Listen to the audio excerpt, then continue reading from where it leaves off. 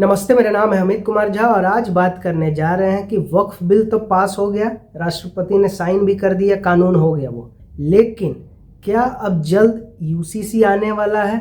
इसी विषय पर चर्चा करने जा रहे हैं। लेकिन चर्चा की शुरुआत करने से पहले ये जान लेना ज़रूरी है कि यूसीसी होता क्या है। तो यूसीसी या फिर कहें यूनिफॉर्म सिविल कोड या कहें कॉमन सिविल कोड या कहें कि समान नागरिक संहिता, ये होता ये है कि चाहे शादी के लेकर जो भी अधिकार हो, तलाक के लेकर जो भी नियम कानून हो, बच्चा गोद लेने को लेकर जो भी नियम कानून हो, या फिर संपत्ति का जो आगे वाला को सौंपना है इसको लेकर जो भी अधिकार हो, ये सभी एक होने चाहिए, सब धर्मों के अलग अलग नहीं।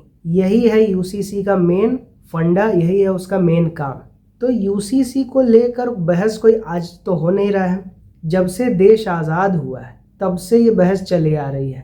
और बाबा साहब भीमराव अंबेडकर, जिन्होंने संविधान को बनाया, फादर ऑफ द कॉन्स्टिट्यूशन, उन्होंने क्या कहा था कि यूसीसी इस देश में लागू करना बहुत ज़रूरी है। क्यों? क्योंकि जिनको इस्लामिक राज्य चाहिए था, इस्लामिक देश चाहिए था, उनके लिए पाकिस्तान बन चुका है, लेकिन जो यहाँ है उनको सेकुलरिज्म के हिसाब से, समान अधिकारों के हिसाब से ही चलना होगा, इसलिए यूसीसी ज़रूरी है। लेकिन पंडित जवाहरलाल नेहरू, जो इस देश के सारी समस्याओं के मेन जड़ हैं, उन्होंने कहा कि नहीं, अभी यूसीसी लागू नहीं होगा, अभी हमारा देश यूसीसी जैसे बड़े फैसले को सहने के लिए तैयार नहीं है। मतलब जहाँ जहाँ पंडित नेहरू ने हाथ डाला आज तक वो गटर में है। जम्मू कश्मीर में हाथ डाला, आज भी स्थिति एकदम नॉर्मल नहीं हुआ है, सुधर काफ़ी गया, एकदम नॉर्मल नहीं हुआ। और इनका बस चलता तो नॉर्थ ईस्ट पूरा का पूरा चाइना के पास जाता और हैदराबाद भी किसी न किसी के पास चला ही जाता, लेकिन पटेल ने बचा लिया, उनकी मेहरबानी। तो भले यूसीसी तब लागू नहीं हुआ। अब आपका सवाल हो सकता है कि अरे इस बीच में बीजेपी की भी तो सरकार आई, तो अभी क्यों बात हो रहा है, पहले क्यों नहीं लागू कर लिया? तो इसका जवाब ये है कि प्रधानमंत्री मोदी और उस समय के प्रधानमंत्री वाजपेयी, दोनों में फ़र्क क्या है? दोनों में फ़र्क यही है कि उनका 170, 80, 90 वाला बहुमत था, इनका 240 के आसपास वाला है। मतलब इधर जस्ट कम, उधर पूरे कम। तो इसलिए यहाँ अपनी बात मनवाने का पीएम मोदी के पास क्षमता है, उस पोजीशन में वो हैं। अटल बिहारी वाजपेयी उस पोजीशन में नहीं थे चाहते हुए भी, लेकिन उन्होंने तो दम दिखा दिया पोखरण में परमाणु परीक्षण करके, जबकि उस समय अमेरिका दादा था। तो मतलब हिम्मत तो थी, बहुमत नहीं था, क्योंकि सोशल मीडिया नहीं था जो लोग अवेयर हों, जाने समझे, तो उतना सीटें कभी नहीं आई।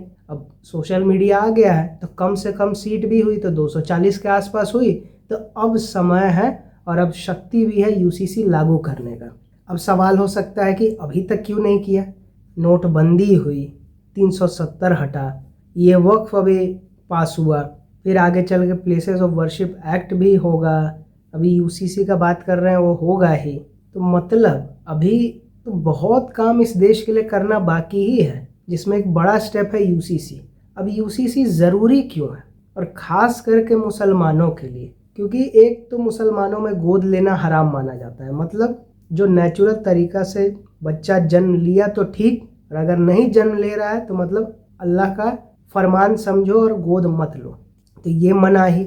दूसरा, अगर तो किसी घर में लड़का संतान नहीं है, या फिर अगर है तो बहुत दूर रहता है, सालों से दूर है, और सिर्फ घर में बूढ़े माँ बाप हैं या उनके साथ सिर्फ बेटी है, तो उधर ज़मीन छीन लिया जाता है वक्फ के द्वारा। वहाँ कोई ऐसा नहीं है कि बेटी को संपत्ति सौंप दो, कुछ नहीं, चाहे मर्जी हो भी सौंपने का तब भी नहीं सौंप सकते बेटी को। अगर बेटा नहीं है तो वक्फ के पास जाएगा संपत्ति, सिंपल। इसीलिए वक्फ कानून लाया गया है, और इसी वक्फ से यूसीसी में भी फ़ायदा होगा कि अब वक्फ के पास ज़मीन जबरन जाएगा नहीं, और यूसीसी आएगा तो बेटी को देना पड़ेगा ज़मीन, अगर बेटा नहीं है तो।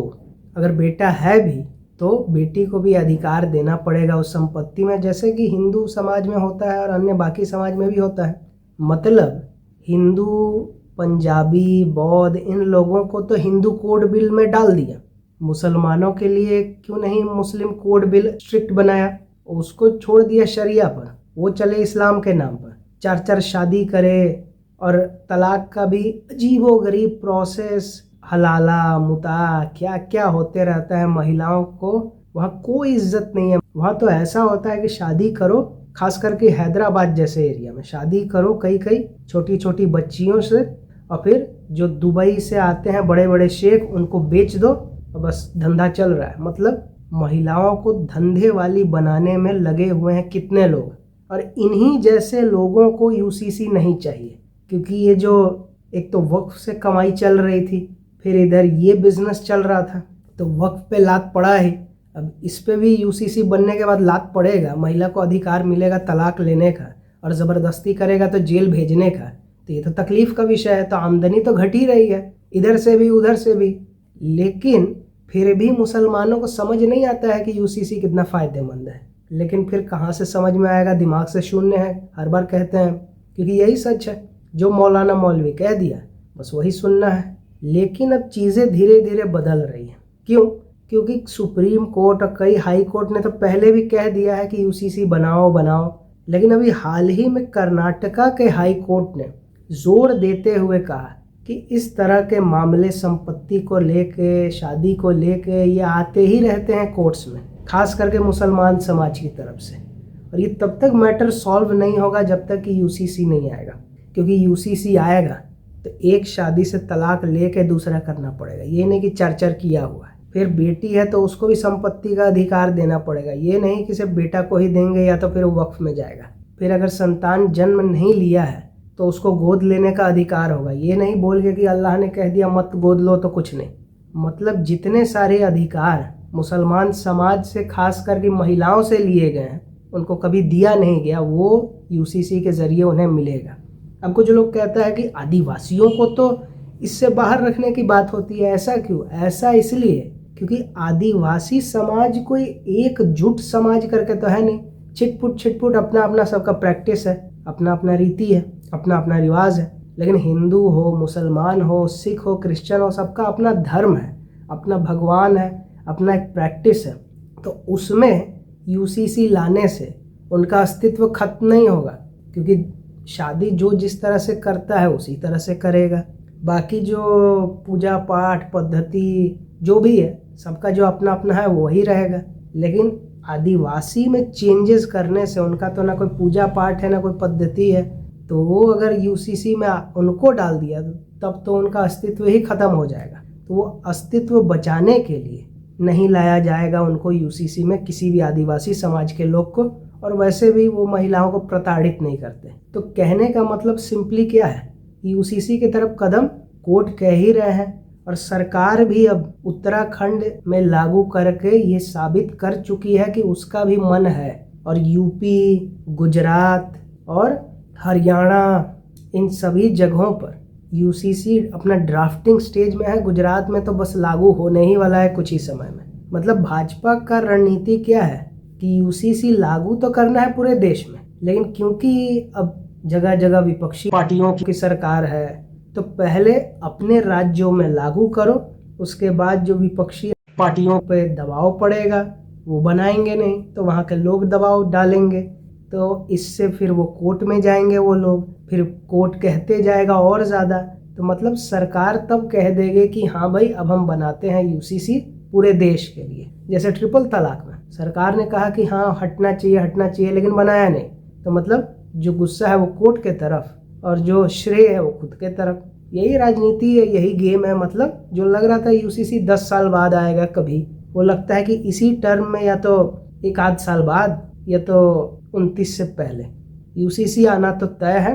और ये वक्फ से भी बड़ा होने वाला है, क्योंकि यहाँ पूरा समाज में जो विकृतियाँ फैली हुई हैं, खास करके मुस्लिम समाज में, उसमें तो एक ऐसा चेंज आएगा जिससे जिहाद खत्म करने की तरफ ही एक बड़ा स्टेप होने वाला है। अब समाज कंट्रोल में आएगा, सुधार तरफ जाएगा, तो इनका वोट बैंक पे भी असर पड़ेगा। तब भाजपा को भी कुछ वोट मिलेगा, क्योंकि दिमाग खुलेगा लोगों का जो शून्य पड़ा हुआ है। तो इसलिए इस देश का अच्छे दिन 14 में भले भाषण आया, लेकिन 24 के चुनाव के बाद अब ये 25 से शुरू हो रहे हैं देश के अच्छे दिन सही मायने में। पहले वक्फ हुआ, अब यूसीसी होगा, उसके बाद प्लेसेस ऑफ वर्शिप एक्ट, मतलब अच्छे दिन ऑन एंड ऑन। तो वीडियो पसंद आया तो लाइक करें, नहीं आया तो तब तक देखें जब तक पसंद ना आए, उसके बाद लाइक करें।